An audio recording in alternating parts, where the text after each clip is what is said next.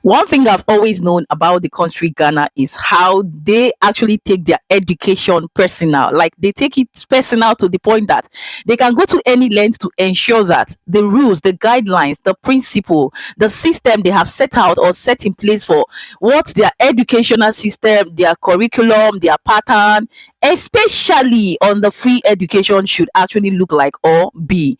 But guys, ladies and gentlemen, we know in every 12 there must be a Judas, right? We have this in almost all countries, but in as much as that of Ghana is not really a big deal, we still know that there is always a Judah in every 12. Now, what are we talking about here? Ladies and gentlemen, welcome back to another interesting, intriguing, and most importantly, educative and mind-blowing episode right here on the stable of Vibe with Chibi, guys. I know I'm starving you guys, but please pardon me.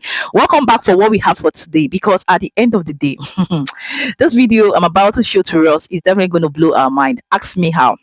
Now, like I was saying, Ghana educational system actually has really put out measures in place to ensure that the laws that they put up, yes, to guide their education, especially in the basic educational sector, which is the primary, right, as we call it in Nigeria, because it was brought to their knowledge and understanding that some set of people in the basic educational sector, yes, for the primary, are going against the rules that were already put in place, which is what, taking money or extorting money for examination fee from parents, yes, as per their children. And all this had already been, sorted out, paid out by the Ghana government, by the Ghana educational system.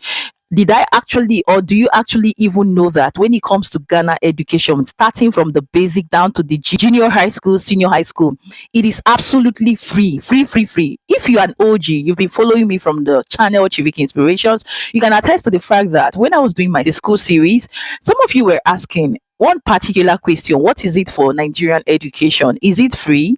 And if it is free, why is the school infrastructures dilapidated, like rotting away, and children are made to suffer, sit in a bare floor in schools that look like forests, in schools that look like, nothing to write home about? And yet Nigeria says or claim they are the giant of Africa. These are the kind of schools they have. I show these things, and yes, it was a living proof and evidence to us, to each and every one of us, to see that yes, between, yes, looking at what Ghana has for their educational system and Nigeria is a very big margin. It's nothing close, like nothing close.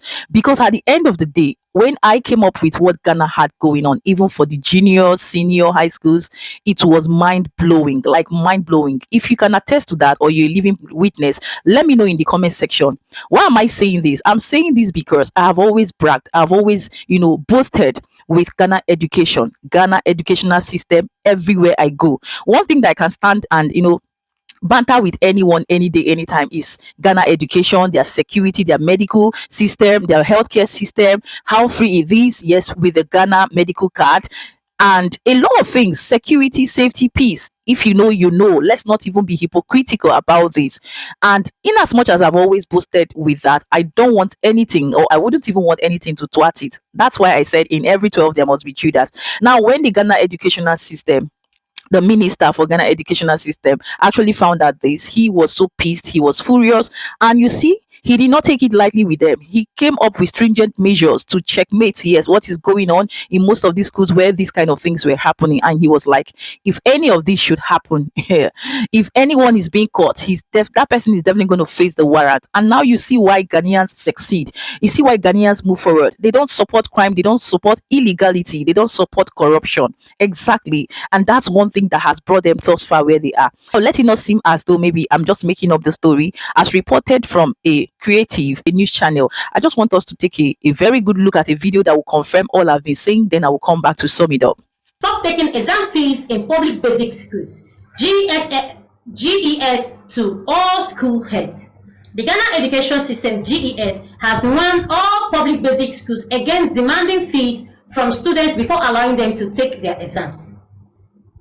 This directive follows concern raised by EduWatch Africa, a non-governmental organization, over claims of school head demanding payment of examinations or printing fees from the parents. Some school heads have actually been threatening to bar students from exam if they fail or if their parents fail to comply with this unauthorized payments. People are actually calling it out, calling it unauthorized payments, and the Ghana education system has actually won against it and warned the basic school, public basic schools especially, to desist from taking exams money from these children and making the parents not actually comfortable.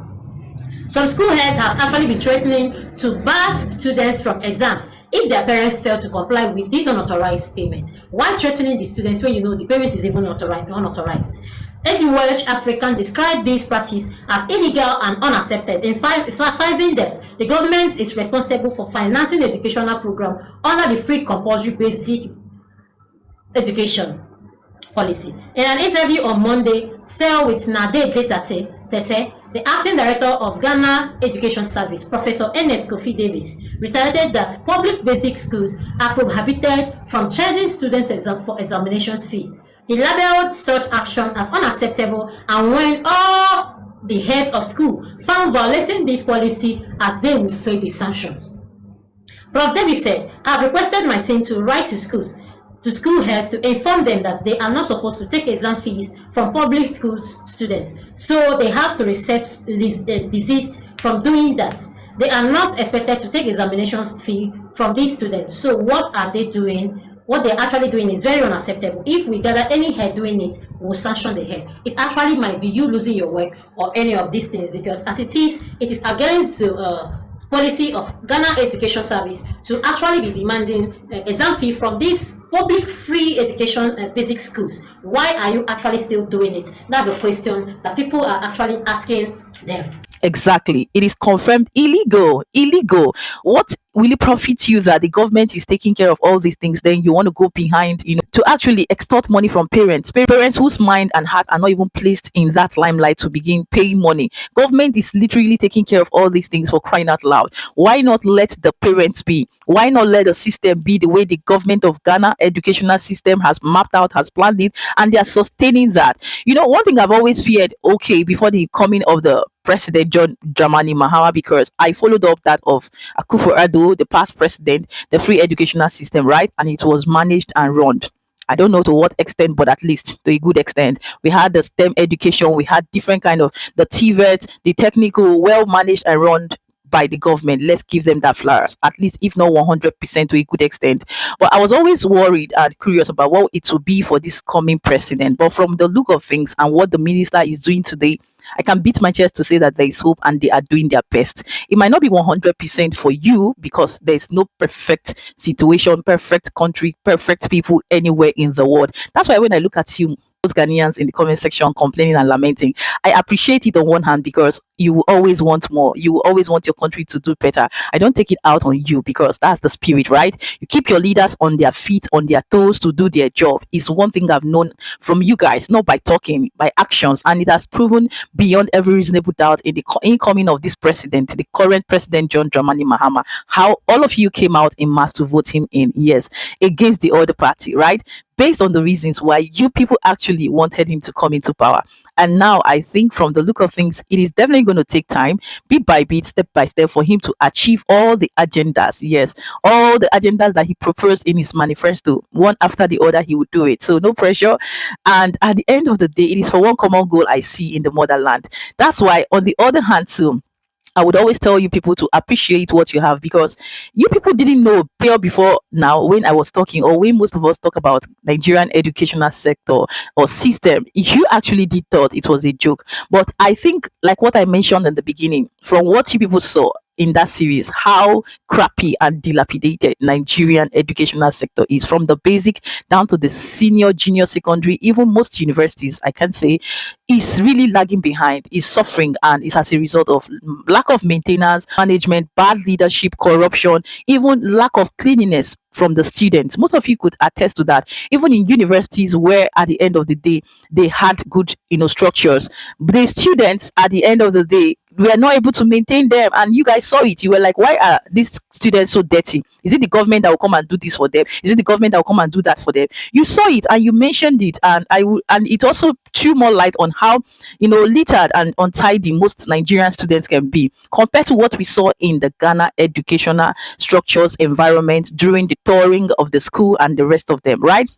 Now, in summary and in conclusion, I am reacting to this video to expose the fact that when it comes to Ghana educational sector, Ghana educational system, they don't take chances. There is no loophole. There's no loophole. That's why down to their university, down to every angle of education, sector of education, it is still currently running if effectively well, updated and managed well. That's why you see people from outside the country, even the Western European countries, till today find it very comfortable, convenient to come down to Ghana. Amongst other schools that we have, or good institutions, schools we have in the continent of Africa. Why? Because if you extend it, you will see that it is not just the infrastructure, the ranking, and the curriculum alone.